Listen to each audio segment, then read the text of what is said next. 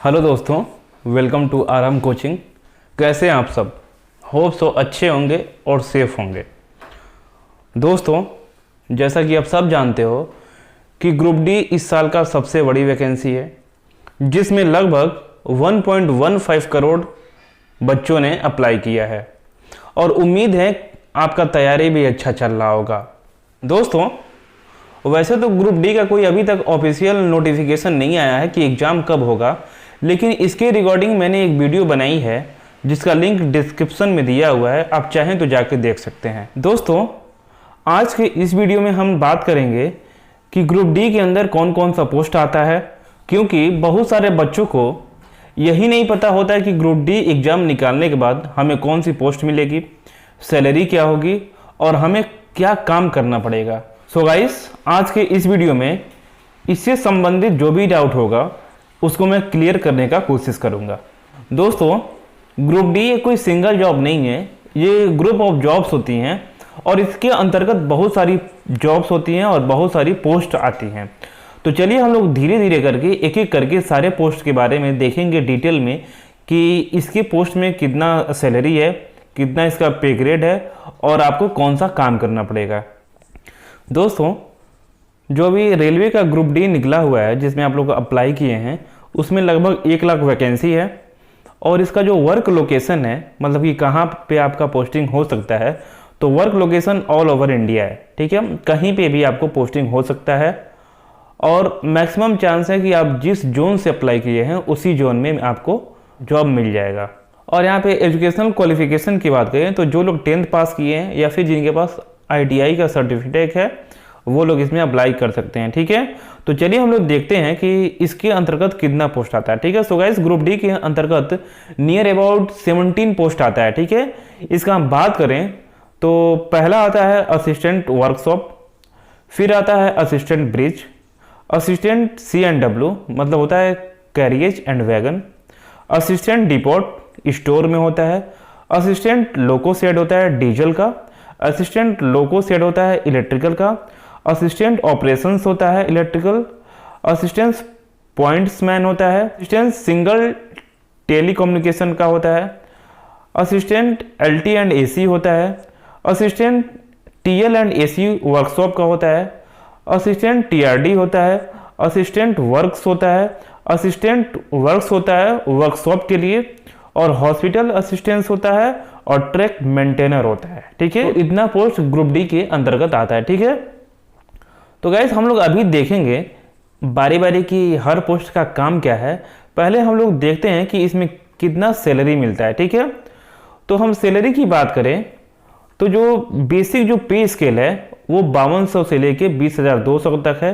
पे ग्रेड इसका 1800 रुपया है, बेसिक पे है इसका 18,000 रुपया है। ठीक है, और इसके बाद से आपको HRA मिलेगा, TA मिलेगा, DA मिलेगा। ठीक है, तो HRA की बात करें हाउस रेंट की, तो जो CTX में है उनको मिलेगा 4,220 रुपया, CTY में है उनको मिलेगा 2,880 रुपया, CTZ में है उनको मिलता है 1,440 रुपया। ठीक है, DA जो मिलता है ये मिलता है 17% जो कि 3,060 रुपया होता है। और आपको ग्रॉस सैलरी मिला दिया जाए, सारा सैलरी आपको मिला के बताएं हम, तो जिनका भी ज्वाइनिंग CTX में होगा, ठीक है, उनको इन हैंड सैलरी मिल जाएगा 25,380 रुपये के लगभग। ठीक है, जो YCTs में जिनका पोस्टिंग हुआ है उनको मिल जाएगा 30,940 रुपये, और जिनका पोस्टिंग ZCTs में हुआ है उनको मिल जाएगा 22,500 रुपये। ठीक है, सो गाइस यहाँ पे हम लोग देखते हैं टीयर X सिटीज क्या होती है, टीयर Y क्या होती है और टीयर Z सिटीज क्या होती है। ठीक है, तो जिस शहर का जनसंख्या 50 लाख से ज्यादा की होती है उसको हम लोग कहते हैं टीयर X सिटीज या फिर टीयर 1 सिटीज। टीयर Y किसको कहते हैं, जिसकी जनसंख्या 5 लाख से लेके 50 लाख के बीच में होती है उसको हम लोग कहते हैं टीयर Y सिटीज। ठीक है, और जिसकी जनसंख्या 5 लाख से कम की होती है उसको हम लोग कहते हैं टीयर Z सिटीज या फिर टीयर 3 सिटीज।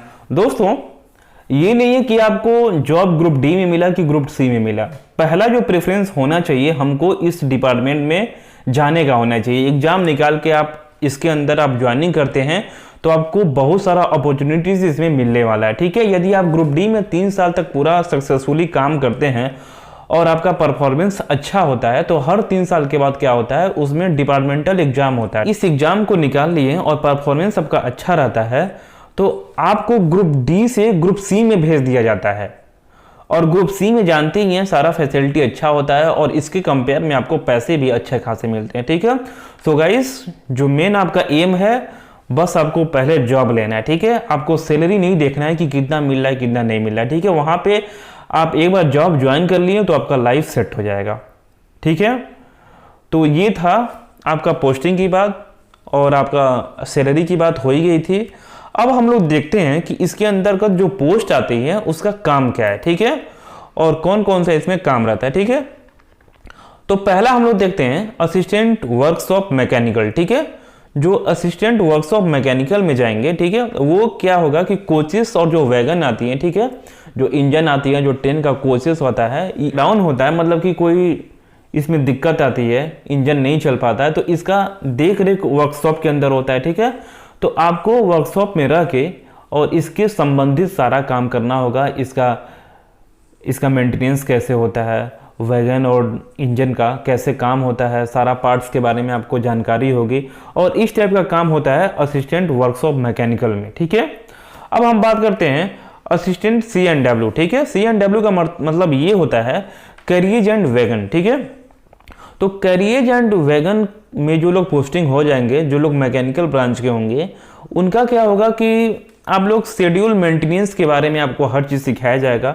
ठीक है, कि आपका वैगन का मतलब कि डब्बे का, ठीक है, और जो भी माल वाहक जितना भी डब्बा है उसका कैसे मेंटेनेंस होता है। ठीक है, ब्रेक पावर कैसे होता है या फिर इंजन के अंदर जो भी डिफिकल्टीज होती हैं छोटी मोटी, वो आपको अच्छे से सिखाया जाएगा ताकि आप लोग अपने लेवल पे उसका मेंटेनेंस कर सके। ठीक है, यदि आपसे मेंटेनेंस आपके बस के बाहर का हो जाता है तभी वो आगे सीनियर इंजीनियर के पास ट्रांसफर होता है। अब बात करते हैं असिस्टेंट ब्रिज इंजीनियर। ठीक है, तो इस पोस्ट पे जो लोग ज्वाइनिंग करते हैं उनका क्या होगा कि जो नया नया रेलवे के ब्रिज बन रहे हैं उनका देखरेख और ब्रिज कैसे बनता है इससे संबंधित जो भी काम होगा वो असिस्टेंट ब्रिज इंजीनियर का होता है। ठीक है, उसके बाद हम बात करते हैं असिस्टेंट लोको सेट डीजल। ठीक है, तो असिस्टेंट लोको सेट डीजल में ये होता है कि जो डीजल इंजन होती है, ठीक है, जो भी रेलवे के डीजल इंजन है उसके संबंधित सारा जानकारी ग्रुप डी के असिस्टेंट लोको सेट मैकेनिकल के पास होता है। ठीक है, और वो डीजल इंजन के बारे में सब कुछ जानता है और जो उसके लेवल में जो काम होगा, जो भी इंजन में ब्रेकडाउन होगा वो अपने लेवल पे ठीक कर सकता है। ठीक है,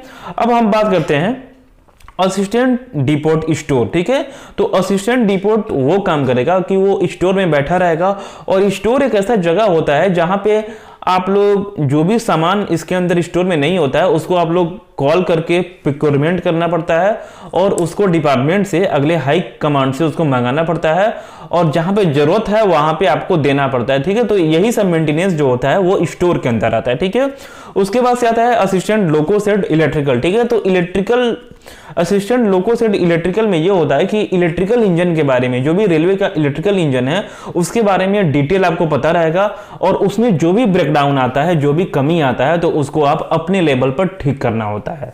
गाइस, अब बात करते हैं असिस्टेंट पॉइंट्समैन। ठीक है, ट्रैफिक की। तो असिस्टेंट पॉइंट मैन क्या होता है कि जो भी रेलवे ट्रैक में जो भी सिग्नल बना होता है उसका स्विच का, उसका वायर का, सारा जो देख रख रखाव होता है सिग्नल का, वो सारी जिम्मेवारी होती है असिस्टेंट पॉइंट्समैन की। ठीक है, तो ये था असिस्टेंट पॉइंटमैन की।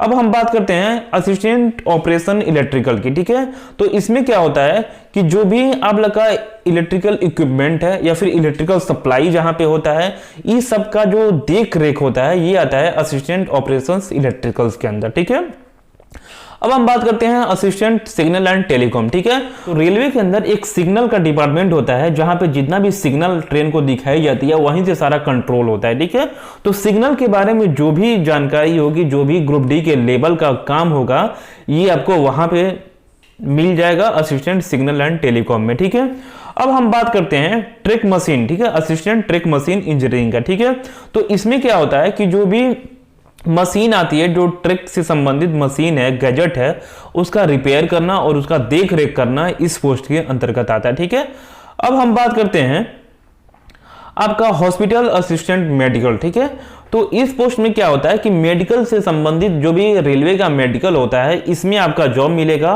और जो मेडिकल के संबंधित जो भी काम होगा इस पोस्ट के अंतर्गत आएगा। ठीक है, तो होप सो आप लोगों को ये वीडियो पसंद आया होगा। इसके बारे में यदि आप और डीप में जानना चाहते हैं तो इसका जो मैंने पीडीएफ है, इसका पीडीएफ मैं अपने टेलीग्राम ग्रुप में डाल दूंगा, वहां से जिसका लिंक डिस्क्रिप्शन में दिया हुआ है वहां से जाके आप लोग चेक करके और अच्छे से डीप में इसका जानकारी ले सकते हैं कि आपको कौन सा काम करना पड़ेगा। ठीक है, सो गाइस वीडियो बहुत लंबा हो रहा है, होप सो ये वीडियो आपको कुछ हेल्पफुल लगा होगा। तो गाइस हम लोग मिलते हैं नेक्स्ट वीडियो में, तब तक के लिए बाय बाय, टेक केयर।